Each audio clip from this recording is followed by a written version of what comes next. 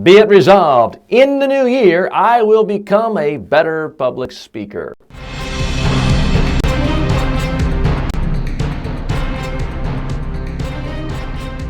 Speaking, the show about effective speaking in public, to the media, at work, and in life. Speaking with TJ Walker. So folks, it is New Year's week. It is a time when a lot of people are making New Year's resolutions. Now, I realize the first choice many of you have isn't to make a New Year's resolution on how to be a better public speaker. Quite often it's more things like, how do I take a few inches off my waist or lose 20 or 30 or 40 pounds? But why not make a goal of being a better speaker for the upcoming year? Because it's frankly a lot easier than losing weight. It takes less time. I want to give you some very practical tips on how to go about it. The number one tip, of course, of all time is you've got a presentation to give. Practice on video until you can watch it and love it. Now, it sounds simple, but that really is far and away the number one thing you can do to become better as a public speaker, because most people aren't willing to do that. They'll spend all their time writing and rewriting a speech, type, and then they're giving the speech for the first time. Don't do that. Spend some time typing your notes if you're going to use PowerPoint. By all means, do. But save most of your time to practicing on video. And I know you don't want to do it, but you also don't want to go to the gym. Some of you have made New Year's resolutions for that. You don't want to lose weight. You don't really want to pass on that portion of cake for dessert. You don't really want to pass up on that second helping, but you do at least the first week or two of the year, right? So if you're already willing to do some things you don't like to help yourself, to help your life, why not do something that is almost guaranteed of helping your career, and that is learning how to be a much better speaker. Doesn't take a lot of time, doesn't take a lot of effort. And I want to give you one very specific practical tip that you can hop into right away, and it costs maybe $25 a year. TOASTMASTERS Spotlight.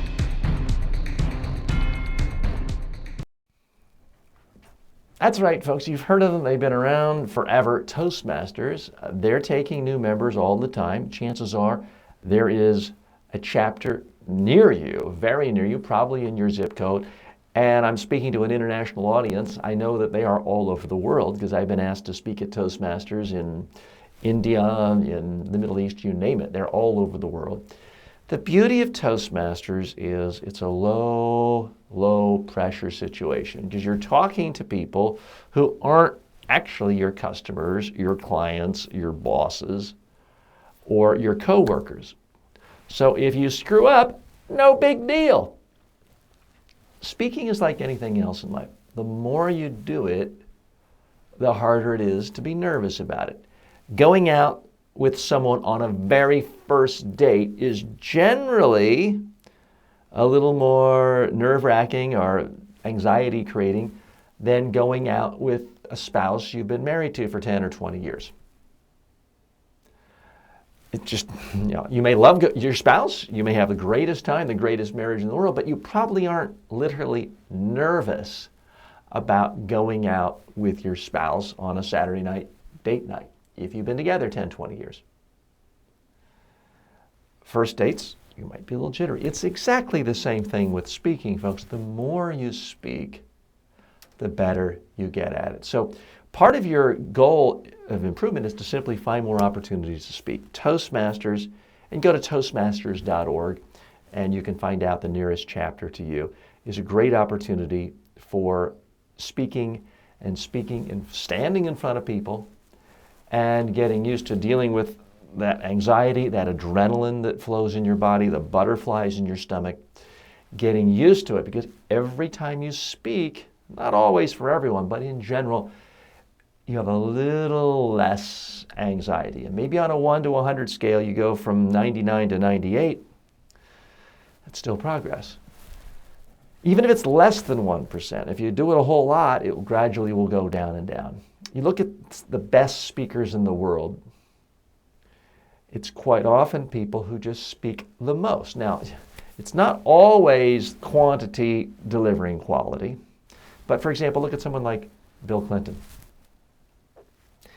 Most fair-minded people would say he and Ronald Reagan are the best well-known American, and for our international audiences, excuse my North American-centric references, but in the English-speaking world, Bill Clinton and Ronald Reagan are considered to have been the best speakers of the last 30 years. Bill Clinton's a good speaker in part because to this day, he still gives 300 speeches a year. Martin Luther King Jr., considered by many to have given the greatest speech of the 20th century, his I Have a Dream speech. People forget, or they never knew, he gave 300 speeches that year. They weren't all great. So part of being a great speaker for your New Year's resolution is just find more opportunities to speak. Now, you don't have to wait to be invited to speak on the Mall in Washington in front of 100,000 people like Martin Luther King Jr. Sometimes just being in a meeting with 5 people, raising your hand to ask a question, that's a type of public speaking. And the more you get used to this, asking a question seated, the easier it will be to actually stand up and speak out. So please keep that in mind.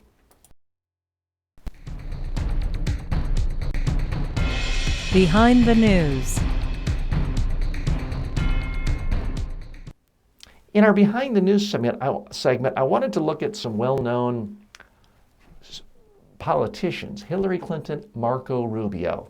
One a Republican, one a Democrat. I'm not being partisan here today, folks. I previously mentioned Ronald Reagan and Bill Clinton. Why do I mention the two of them? They both improved their public speaking. A number of years ago when Hillary Clinton first ran for president, and back when she was First Lady and running for the Senate, she had this tendency to speak like this. She basically shouted the whole time, and it became annoying, and it was sort of a monotone. It was annoying. Now, I'm not being sexist, folks. Al Gore had the same problem. Both of them have improved. We don't see Al Gore out speaking as much. But Hillary Clinton has improved because she has become conversational. It's okay to raise your voice a minute, but then soften it, contrast it with a whisper.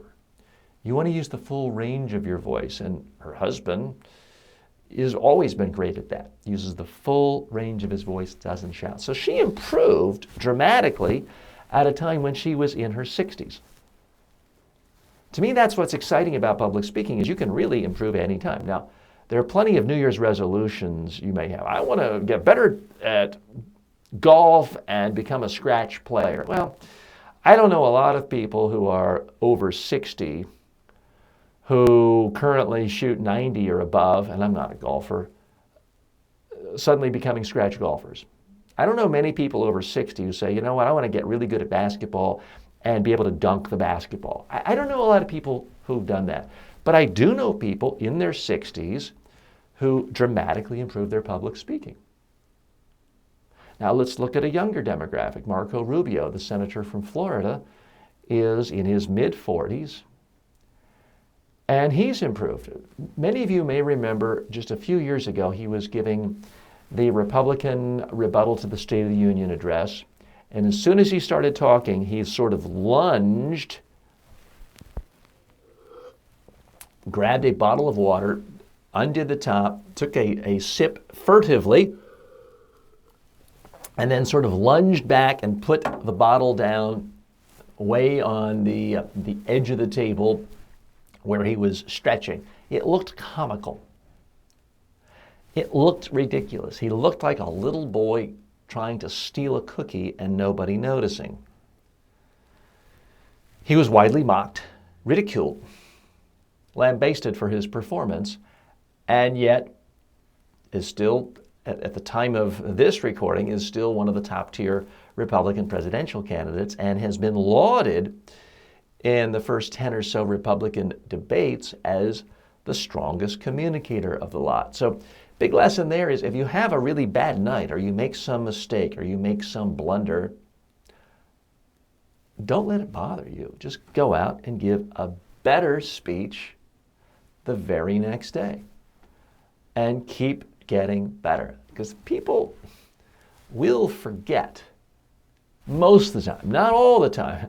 There is a situation of Michael Bay, the famed movie director, who was at a CES conference not that long ago, went out, completely froze, panicked, said, "I can't do this," muttered and walked off the stage. That's something I don't think anyone will actually forget. Although if he continues to make movies, that will be his legacy, not that one speaking blunder. But for the most situations, for most cases, you make a mistake, you have a bad day, and you improve, people will focus on the new improved you as a speaker. So many of you ask me, TJ, if I really wanted to just spend, 5 minutes a month being a better speaker, that's a pretty small investment of time for a New Year's resolution. How would you spend it? What I would recommend is think of one opportunity where you could speak, whether it's a Monday morning staff meeting, TOASTMASTERS. Think of a couple of minutes where you could speak and then practice holding up your cell phone. Record it on video, watch it, and then go ahead and give it. Figure out what you like, don't like. In just 5 minutes a week, you could rehearse it once for a couple minutes, watch it for a couple minutes, and then just reflect on what you liked and then actually give it. So that would just be 5 minutes a week or a month. Do that, and by the end of the year, you will be a better speaker. You will be a more confident speaker.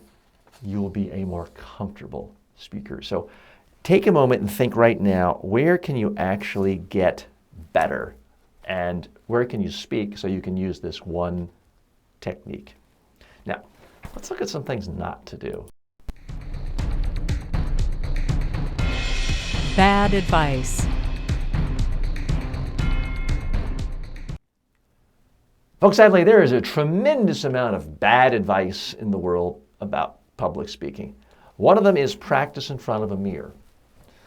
Folks, that's horrible advice, because unless you are incredibly beautiful, and in my experience, even beautiful people see their flaws only, you're going to fixate on the fact of, oh no, am I losing more hair? Is my nose a little bit crooked? Do I have a divot in my nose? You're not actually going to focus on how you're presenting. So do not practice in front of a mirror. Complete waste of time, especially these days when we're all surrounded by video cameras. You can say, well, I don't want to look at myself. Tough. You look at yourself in a mirror before you leave the house to go to an important meeting or event or a party, because you want to see, how does the rest of the world see your face, clothes, hair? It's not that you necessarily love looking at yourself in the mirror, but you've got to do it. It's exactly the same thing with a speech. If you want to be comfortable and confident, you need to actually see the speech. The speech is not a bunch of words on a piece of paper.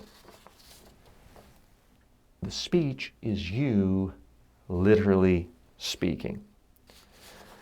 So please, please keep that in mind. You need to practice on video. Don't look at the mirror. Don't memorize the first line, because you're going to be nervous when you speak, and if you trip on the first line, you're going to be grimacing, you're going to be apologizing. Nothing is worse than seeing somebody in the first 10 seconds kind of apologize or grimace or roll their eyes suggesting they're not great. Never focus on memory. I haven't memorized the script of what I'm telling you each day in this show. I am simply talking to you as if I were talking to one client and we're having a conversation. So I am not memorizing a script. I have basically 1 page and sometimes 1.5 pages of notes. And this gives me a framework for talking to you for the 15 or 20 minutes a day we have together. but it's not memorization. That's really hard. So that's the bad advice to avoid. Do not, please, whatever you do not try to memorize. Now, another question I get is, should I take a public speaking course? Yes, but make sure it's a course where you are videotaped and recorded at least a dozen times. If it's a course where no one's recording you, complete waste of time, don't bother. If it's a course where it's, once a week for 12 weeks and you're video recorded 3 times, don't bother. You need to be video recorded at least 10, 12 times if you're really going to get to the point where you see how you look at your best and have a new role model for yourself. Now, I have a solution for you in that area as well. Here it is. For a free, no obligation online public speaking or media training course, go to MediaTrainingWorldwide.com and start learning today.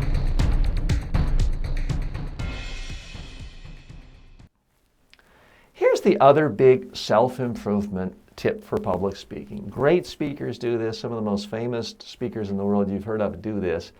And here is what it is. Every presentation you give, have somebody record it. You can just take your own cell phone and go up to somebody in the front row and say, hey, do you mind just recording this? And then watch it that day. And if you're not willing to do that, at least put your own phone out, hit the memo audio record and record it. You see comedians do this in stand-up comedy clubs all the time.